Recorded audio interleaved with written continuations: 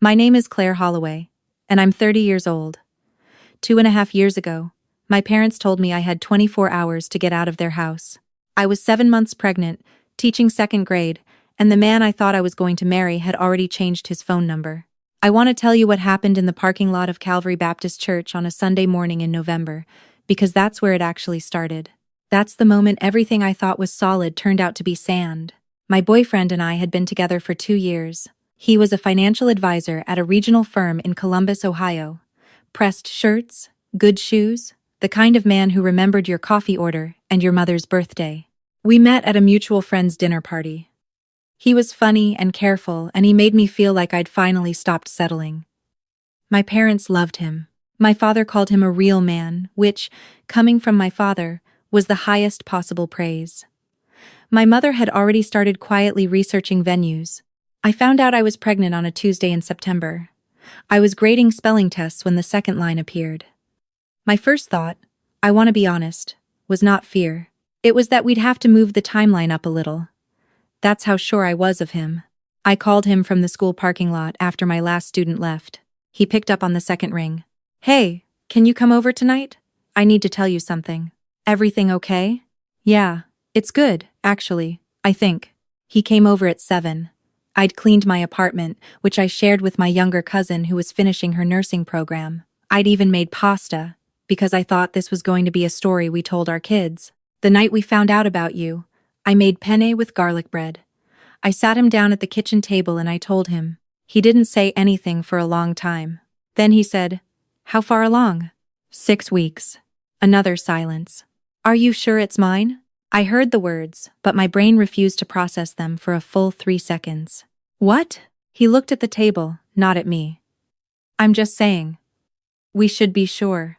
I have been with no one else for 2 years. You know that. I'm just being practical. Practical. That was the word he used. I told him I wasn't interested in practical. I was interested in what we were going to do. He said he needed time to think. He kissed my cheek on the way out. The way you kiss someone's grandmother at Christmas.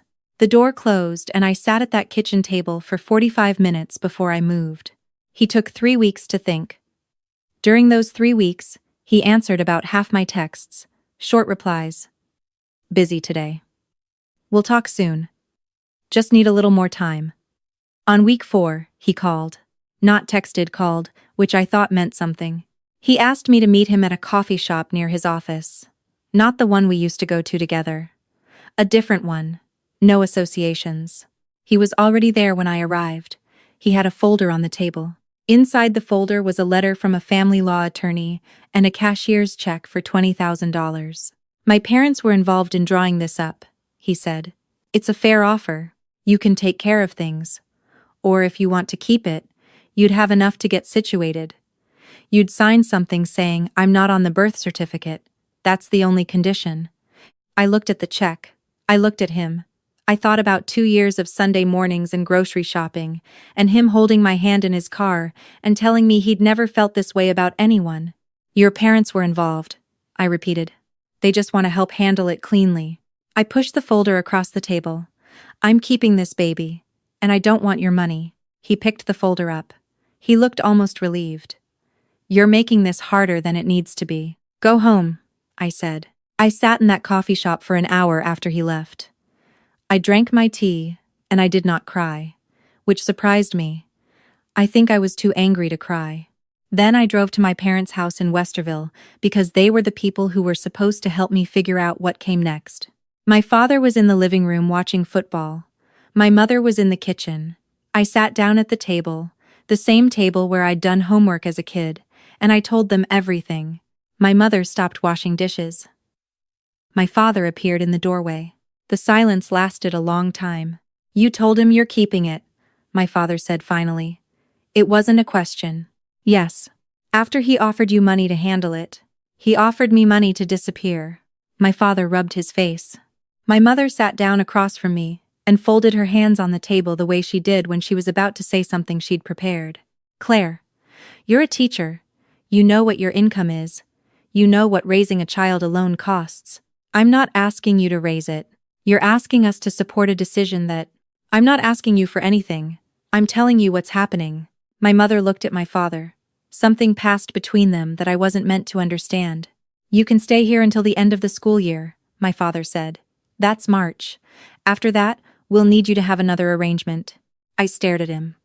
I'll be 8 months pregnant in March. We know that, Dad. We love you. But we cannot, your mother and I cannot stand behind this choice. We have a position in this church. People look to us. If you're living here, unmarried, this far along, you're worried about what people at church think. I'm worried about what's right. I drove back to my apartment that night. My cousin was on a night shift. I sat on the couch alone and finally cried, but only for about 20 minutes, because I had papers to grade and an 8 a.m. class, and that's the thing no one tells you about. Crisis life doesn't pause for it. True to their word, my parents gave me until March. When March came, they helped me load my car with the same quiet politeness they'd maintained for 4 months. My mother packed a box of canned goods. My father carried my boxes to the car without being asked.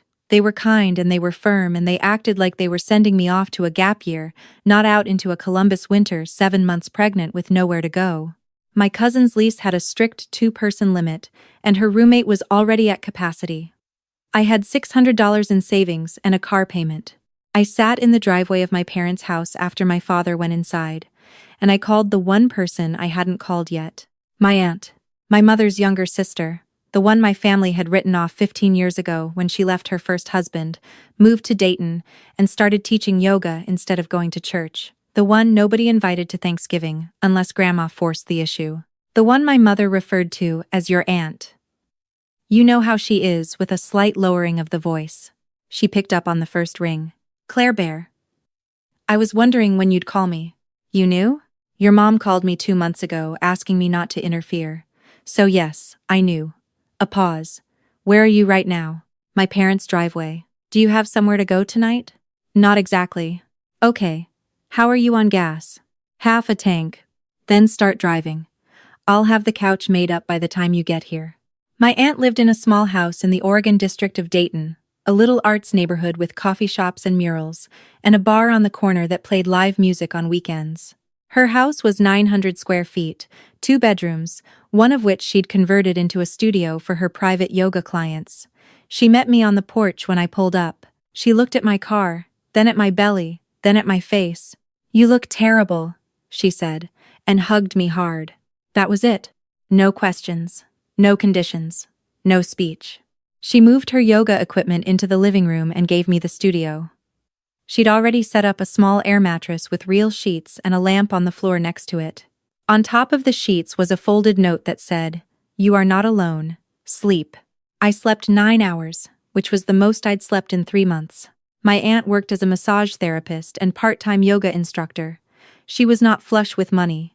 Her house was paid off. She'd bought it cheap after the 2008 crash, but she drove a 2009 Civic with a cracked dashboard and bought most of her groceries at Aldi. She never once mentioned money to me. She never made me feel like a burden. But I watched her pick up extra clients, skip her own gym membership, start bringing lunch to work every day instead of buying it. You don't have to do that, I told her one night. Do what? Work more. I can see the calendar. You added 8 new clients this month. I wanted to grow my business. In March, she looked at me over her tea. I'm fine, Claire. I'm going to pay you back. You're not. I am. Then we'll argue about it when you have money. Right now you're going to eat your soup. I kept teaching until my 36th week, standing in front of 22 second graders for 6 hours a day, keeping a straight face when my back felt like it was splitting. My principal was supportive in the way that legally required administrators are supportive, technically accommodating, personally uncomfortable. 2 of my colleagues were genuinely kind. One woman who taught 4th grade, 12 years older than me, left a bag of her kids' old baby clothes on my desk in March with no note. I still have every piece. I had 6 weeks of unpaid FMLA. 6 weeks. I'd saved up a small amount by then, but my student loans didn't care about my leave. My car insurance didn't care. I made a spreadsheet and stared at it long enough to understand that I was going to need my aunt to cover my portion of the utilities for at least 2 months. She didn't hesitate. I'm keeping a tab, I told her. Sure you are, she said. My daughter was born on April 14th at Miami Valley Hospital. 14 hours of labor, the last 4 of which were so intense that I stopped being able to form sentences. My aunt was in the room the entire time. She held my hand and let me crush her fingers, and didn't say a single useless thing. No, you're doing great. No, almost there. Just her hand in mine, steady as a wall. When they put my daughter on my chest, she was 7 pounds and 4 ounces with dark hair, and the loudest cry I'd ever heard from something so small. She looked up at me with dark, furious eyes like she was already annoyed about being born. "Hi, Lily," I said. "I know. I'm sorry. It gets better." My aunt came around and looked at her. She put one hand over her mouth. And I watched this woman who had kept it together through everything. My phone calls at midnight. My crying in the shower, I watched her absolutely fall apart. "She's perfect," she said. "She's so perfect, Claire." She was. Going back to work was the hardest thing I've ever done. Lily was 11 weeks old, still sleeping in 90-minute stretches, still nursing. I had to pump in the faculty bathroom between periods because there was no other private space, crouched next to the paper towel dispenser in a windowless room that smelled like floor cleaner. I set an alarm on my phone so I wouldn't forget, and I'd walk out mid-conversation with a colleague, and nobody asked why because everyone knew and no one knew what to say about it. My aunt took Lily during the day. This was not discussed as a favor. She just did it. She'd had a morning client lined up for Tuesdays and Thursdays, and she rescheduled them to afternoons so she could watch Lily. When I asked about it, she said she'd gotten more flexible clients anyway. I found out later she'd canceled 3 paying sessions a week to make it work. There was a woman 2 doors down from my aunt, early 60s, who had decided she'd taken an interest in our situation. She knocked on the door twice in Lily's first month, asking if she was being raised in a stable environment, and once made a point of noting that my aunt was not exactly conventional. She said this in the tone people use when they mean something else entirely. My aunt thanked her politely for her concern. I was less polite. The pediatrician's office was a 40-minute drive. We went every month. At 9 months, Lily got her first ear infection. At 11 months, she got her second and developed a mild allergy to the antibiotic they'd given her. The first time her face swelled, a rash spread up her neck, and my aunt had her in the car before I'd finished reading the texts she was sending me from the doctor's office. I met them at the emergency room. "Hives, antibiotic allergy. Manageable," they said. "Keep an EpiPen on hand, just in case." Just in case. 2 words that rearranged my understanding of every single day after that. The EpiPen cost $412 out of pocket.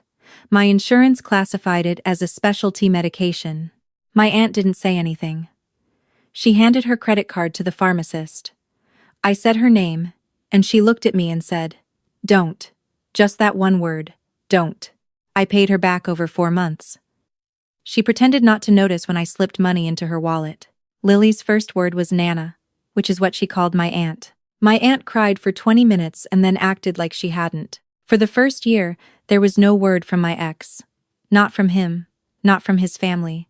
It was like we'd never existed to them. I filed for child support when Lily was 4 months old, on the advice of a legal aid attorney. The process was slow and bureaucratic and required me to submit documentation. I'd saved texts, the check he'd given me, the NDA he'd asked me to sign.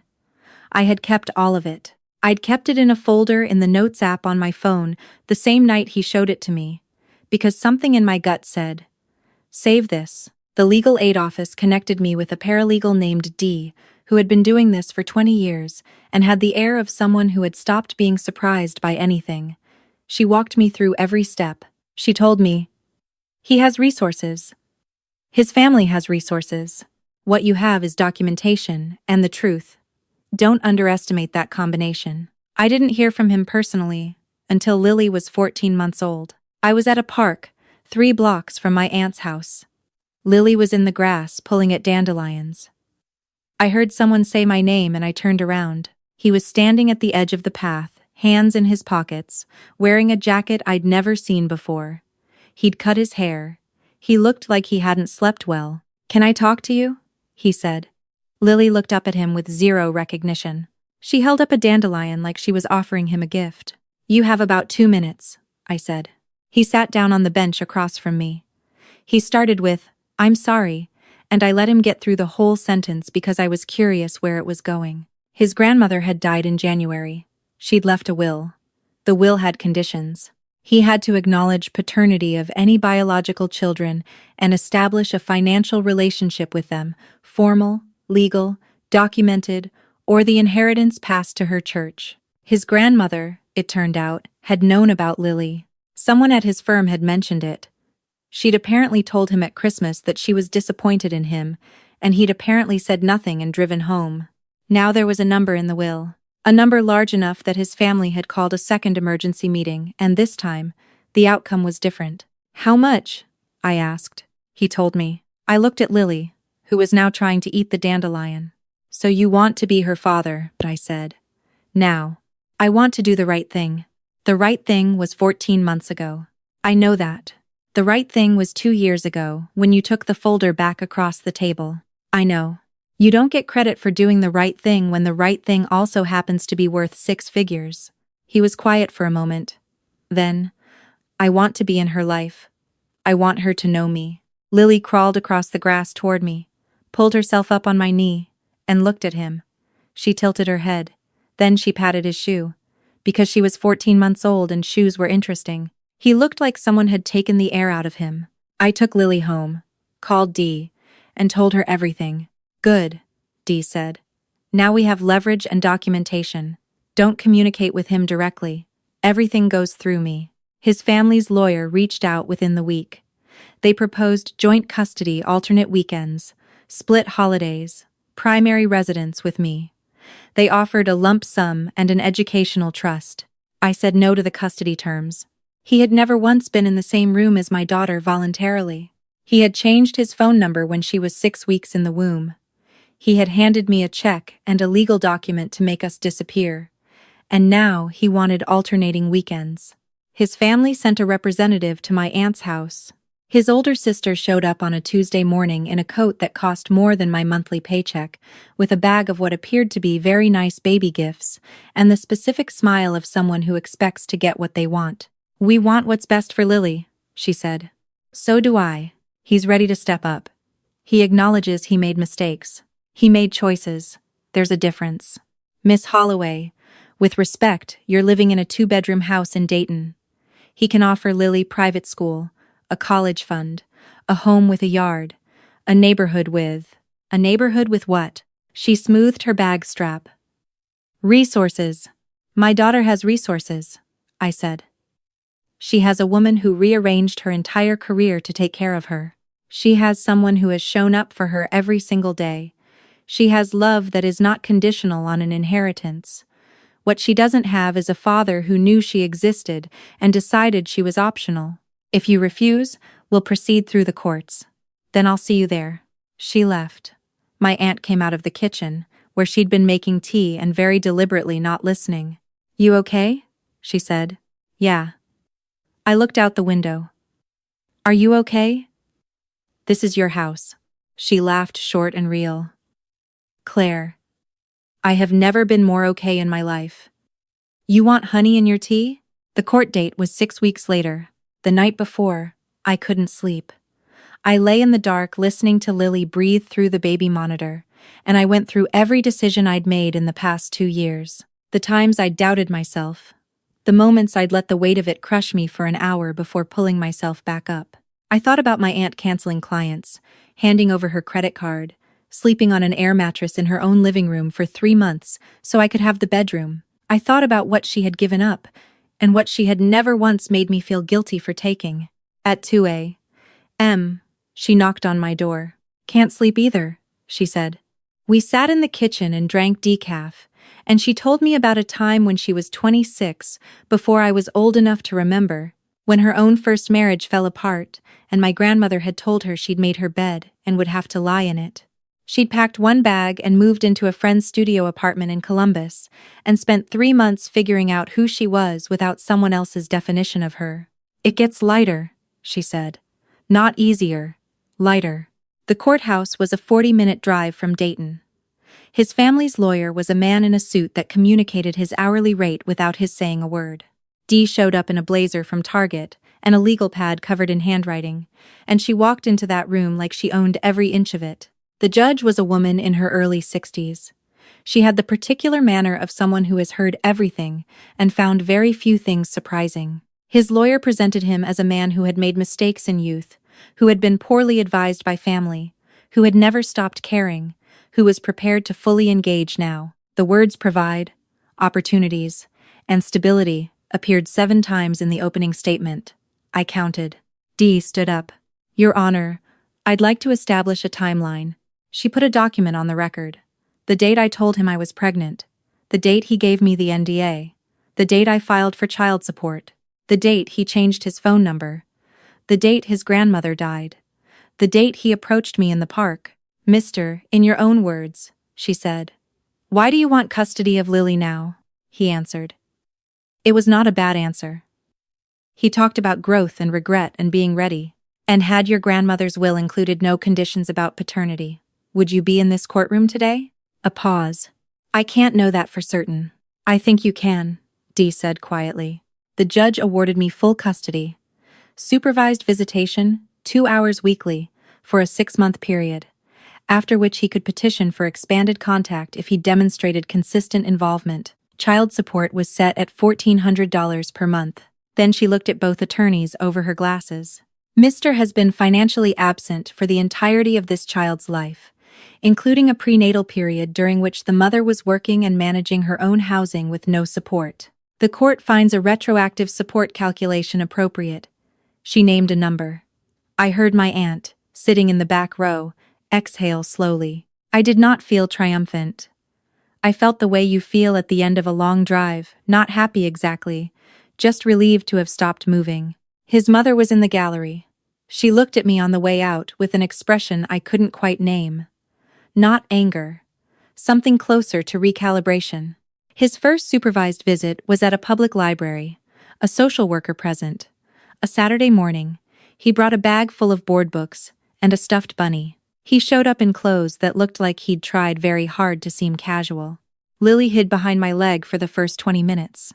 She looked at him the way small children look at unfamiliar adults with calm, assessing suspicion. Hi, he said. He stopped, looked at me. It's okay, I said to Lily. He's someone who wants to meet you. She looked at him for a long moment. Then she picked up the stuffed bunny from the bag, decided it was acceptable, and handed it back to him. Bun, she said, which was as much of a formal introduction as she gave anyone. He held the bunny. His hands weren't quite steady. I watched him spend 2 hours trying to earn 7 seconds of a toddler's attention, and I watched her give it to him in small, unpredictable doses, a word here, a laugh there entirely on her own terms. When the visit ended, he stood up and looked at me. Thank you for bringing her. She decides if she keeps coming, I said. Not me. Not you. Her. He nodded. He didn't try to hug her. He seemed to understand, at least on some level, that he was starting from zero. My parents heard about the court case from my mother's sister, who heard from someone at church, which is how information has always traveled in our family. My mother called me a week after the verdict. I almost didn't answer. I heard you won, she said. I did. A long pause. How is she? How is Lily? She's good. She's walking now. She talks constantly. She walks? My mother's voice changed on that word, just slightly. Since she was 11 months. Another silence. Claire? I want to your father and I have been, she stopped. Started again. We were wrong. What we did. We were wrong. I sat with that for a moment. I know, I said. Is there any possibility that we could see her? That you'd let us? I need to think about it, I said. But I'll think about it. My father came on the line then, which surprised me. He almost never picked up a phone voluntarily. I know I can't fix what we did, he said. His voice was rough. Like he'd been carrying something heavy for a long time. But I'd like the chance to do better. I told him the same thing. I'll think about it. It took me 3 weeks. Then I called my mother back and said they could come for Sunday dinner, and that Lily went to bed at 7, and that I'd need them to leave by 6:30. My mother said of course so quickly it almost broke me. They came on a Sunday in October. My father brought tools without being asked, fixed a doorknob that had been loose for months, replaced a light fixture in the bathroom. He worked quietly and didn't expect thanks.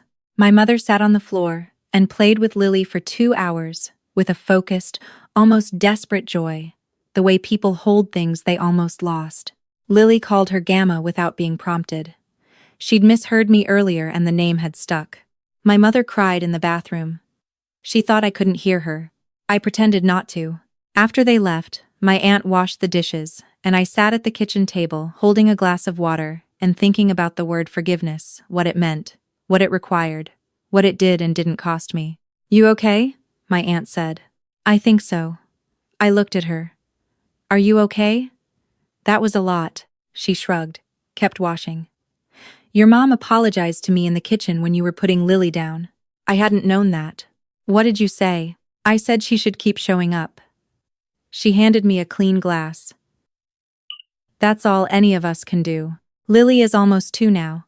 She sleeps in a real bed, in a real room." My aunt converted the yoga studio back, which she insists she was planning to do anyway.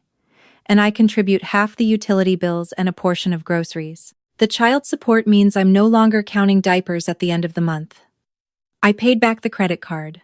I paid back the EpiPen.